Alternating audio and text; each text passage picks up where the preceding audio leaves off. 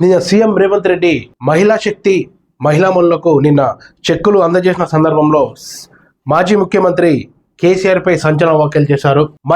మహిళల దెబ్బకు farm house కి కేసీఆర్ పరిమితం అంటూ హాట్ కామెంట్ చేశారు.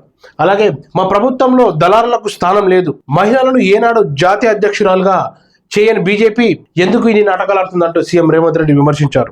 ఆడబిడ్డలతో పెట్టుకున్న వారెవరు బాగుపడినట్లు చరిత్ర లేదని ముఖ్యమంత్రి రేవంత్ రెడ్డి అన్నారు. 40 సంవత్సరాలుగా బీజేపీ ఏనాడు జాతీయ అధ్యక్షురాలుగా మహిళలను నియమించలేదని విమర్శించారు. మరి బీఆర్ఎస్ పార్టీ మొదటి విడతలో మహిళలకు మంత్రి పదవి కూడా ఇవ్వలేదని సీఎం గుర్తు చేస్తూ ముఖ్యంగా కేసీఆర్ ను టార్గెట్ చేస్తున్నట్లుగా నిన్న మాట్లాడిన తీరు మాత్రం రేవంత్ రెడ్డి వ్యాఖ్యలను మనం గుర్తించవచ్చు.